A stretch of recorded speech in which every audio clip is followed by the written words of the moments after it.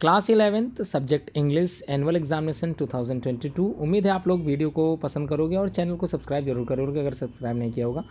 तो maximum marks 100 marks का paper होता है। आप लोगों को समय बिल्कुल उसी तरह से मिलते हैं जैसे आप लोगों को 10th क्लास में मिलता था और जैसे आप लोगों को 12th क्लास में मिलेगा, बिल्कुल उसी तरह की समय सारणी बनाई गई है।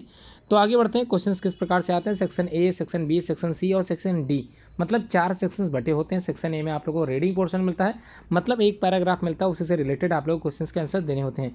तो यहाँ पर एक पैराग्राफ मिला है, उसी के यहाँ पर आप लोगों को 5 क्वेश्चंस करने होते हैं और इसी पैराग्राफ में ही आंसर आप लोगों को मिल जाएंगे। उम्मीद है वीडियो आप लोग समझ गए होंगे।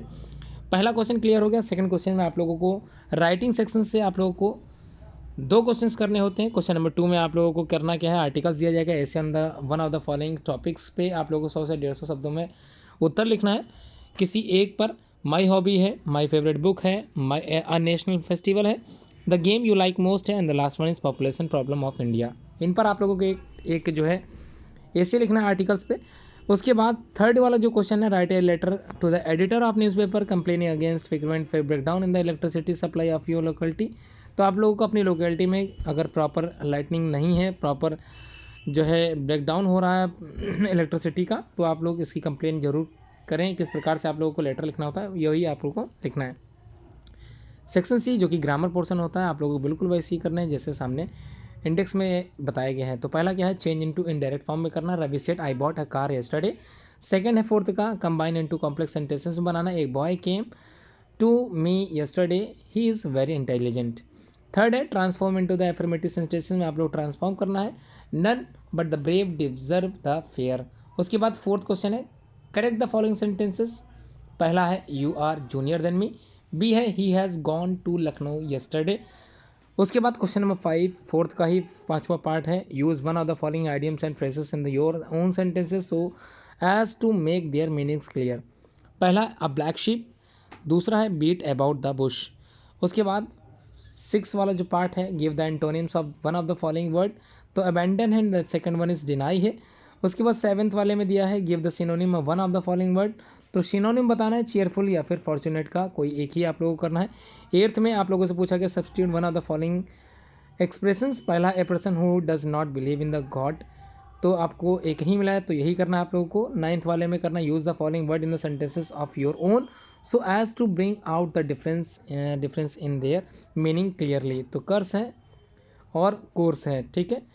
तो कोर्स एंड कर्स इन दोनों में से आप लोगों को जो समझ में आएगा उसकी मीनिंग्स आप लोगों को बतानी है। उसके बाद ट्रांसलेट इन द इंग्लिश। तो महाराणा प्रताप मेवाड़ के राजा थे, ये जो पैराग्राफ आप लोगों को मिला इसी की हिंदी अनुवाद मतलब माफ कीजिए इसी का है आप लोग ट्रांसलेशन करना है इनटू इंग्लिश में।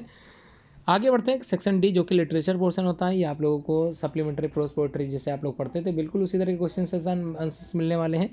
तो answer these following and 2 of the following question in about 30 word में लिखना है आप लोगों को। शॉर्ट आंसर टाइप क्वेश्चन है, how did the narrator's grandfather appear in the portrait. तो पोर्ट्रेट डे आप लोगों ने पढ़ा होगा, पहला चैप्टर है।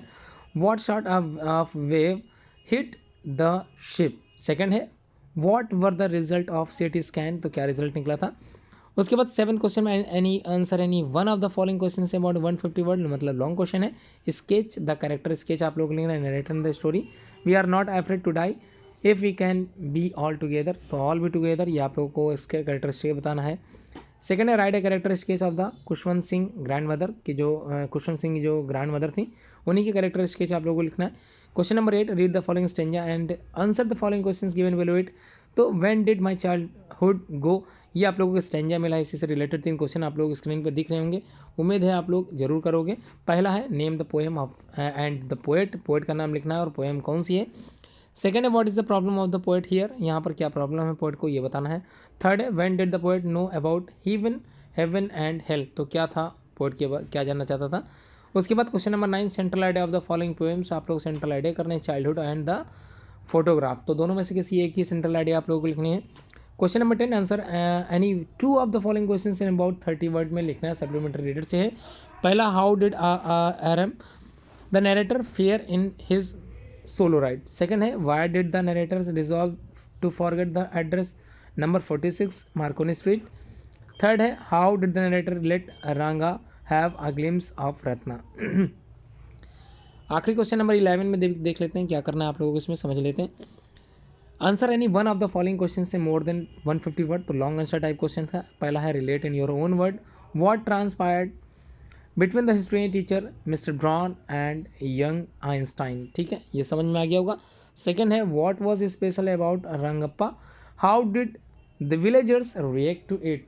उम्मीद है वीडियो आप लोगों को पसंद आई होगी, लाइक करना बिल्कुल मत भूलें और चैनल सब्सक्राइब कर लें, क्योंकि आने वाली वीडियोज़ भी आप लोगों को लेटेस्ट मिलती रहेंगी इसी चैनल के माध्यम से।